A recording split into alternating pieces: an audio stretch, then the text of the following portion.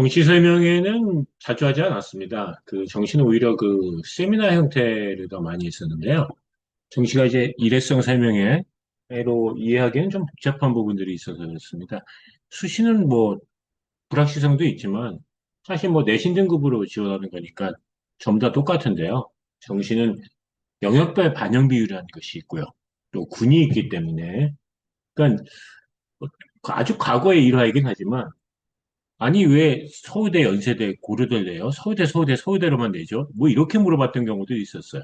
그러니까 군 때문에 그런 게 안 되는 거잖아요. 그다음에 반영 비율 때문에 수학을 더 잘 보면 서강대에 유리한데 또 뭐 고려대에 불리할 수 있는 이런 경우들도 있거든요.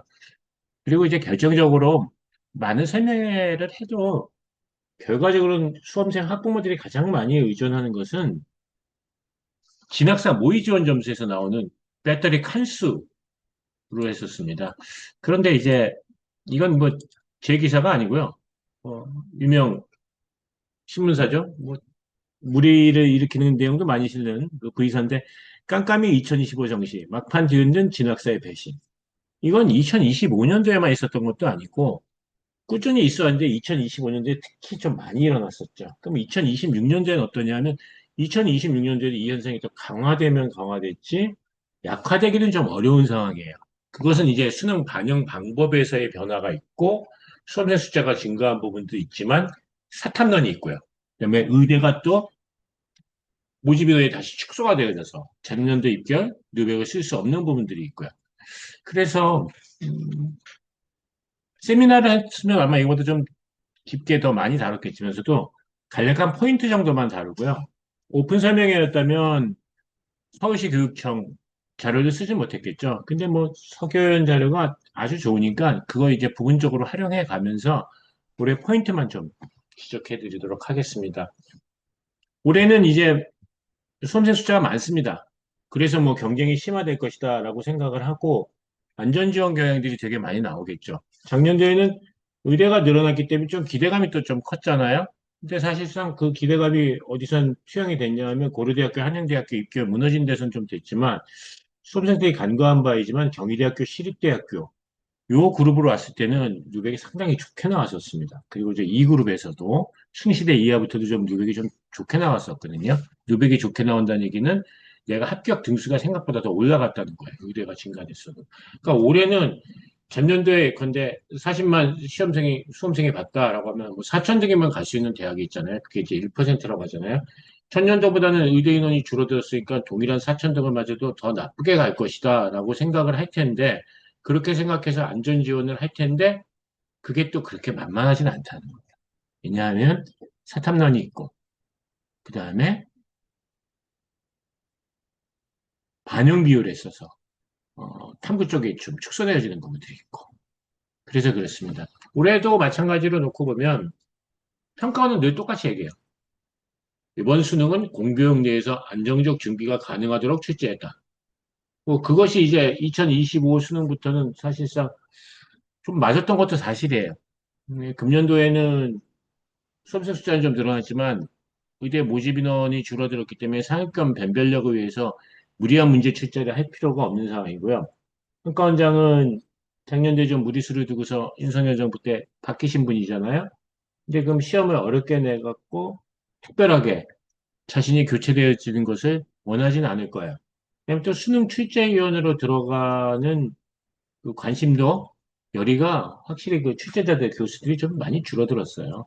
그래서 전에 내던 문제들을 좀 많이 내는 경향들이 있어서 올해 시험은 진짜로 공교육에서 안정적 준비가 가능하도록 좀 쉬운 시험으로 나올 것이다. 이렇게 보여지는데 이게 어디가 쉬울 것이냐라고 놓고 보면 탐구가 좀 쉬워지겠죠.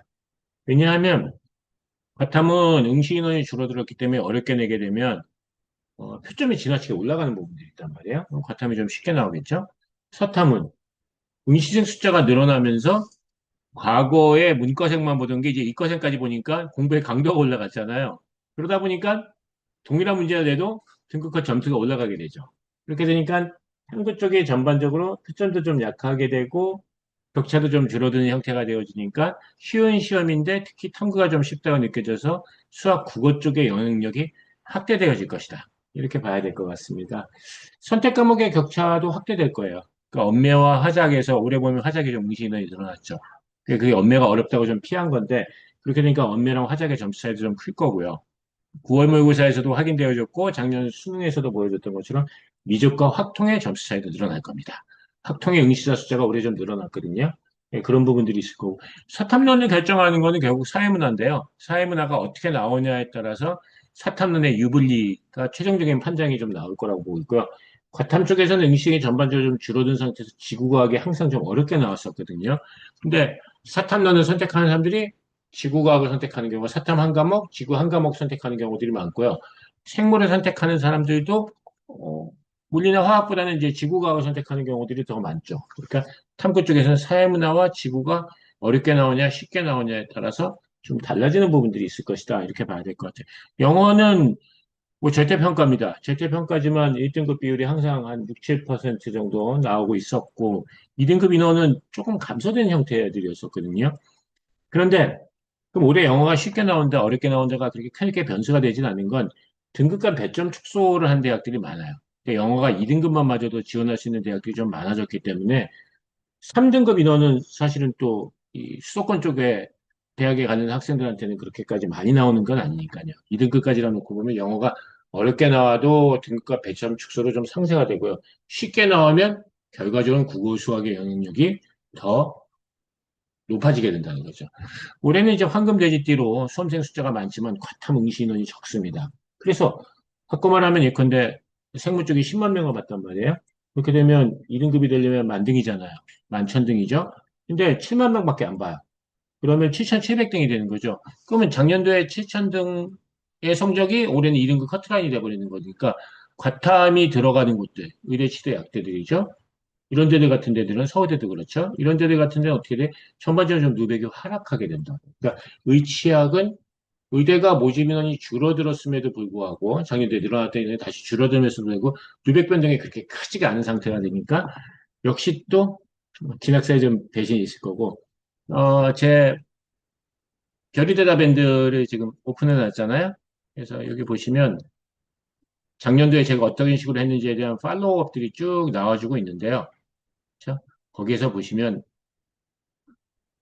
1월 14일 날 이미 원수업소 끝나고 났죠. 긴 말 안 했습니다. 제가 그랬잖아요 하면서 진학사의 배신에 대한 기사를 올렸고요. 1월 3일 날 내가 알고 있는 걸 당신도 알 수 있다면 진학사에서 벗어나기. 정신은 그래. 정신은 진학사에서 벗어나기. 선거는 그렇잖아요. 갤럽과 리얼미터에서 벗어나기.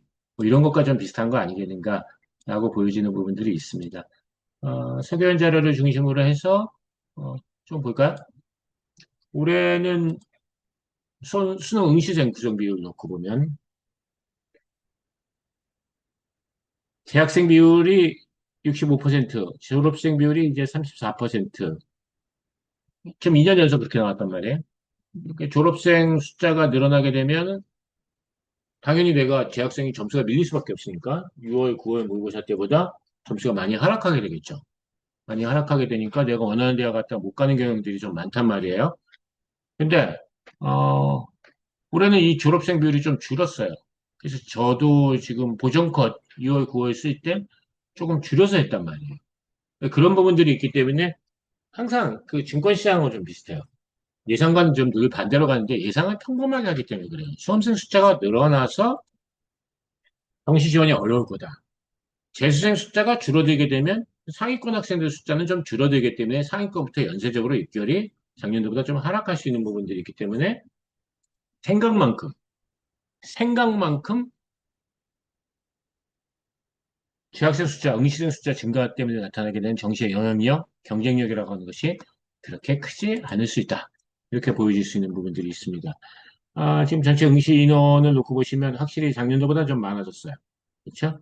어, 그런데 요건 이제 접수 인원 중심이죠. 아직 응시는 안 했으니까. 놓고 보시면 52만 명이 55만 명, 한 3만 2천 명 정도 되는 거예요. 근데 이제 재학생 쪽을 놓고 보면 재학생이 늘었죠. 3만 1천 명. 재수생은 한 2천 명 정도 줄어든 상태가 되어지죠. 그러니까 졸업생 숫자로 놓고 보면 2025보다 오히려 좀 압력이 좀 적어진 상태가 되어졌다. 이렇게 볼 수 있는 거고, 다만 이제 검정고시가 좀 늘어나서 연수생 전체 인원을 놓고 볼 때는 작년도보다 조금 좀 늘어나는 형태로 보여졌다. 이렇게 봐야 될 것 같아요. 재학생은 해마다 그렇습니다. 수능하고 고외 모의고사 보면 한 3만 8천 명 정도 줄어들거든요. 그러니까 고외 모의고사까지 보고서 수능이 안 된다라고 생각하는 경우들은 빠져나가는 게 있죠. 그러니까 찬물은 좀 빠져나가고 뜨거운 물이 좀 들어오는 부분들이 좀 있다 이렇게 봐야 됩니다.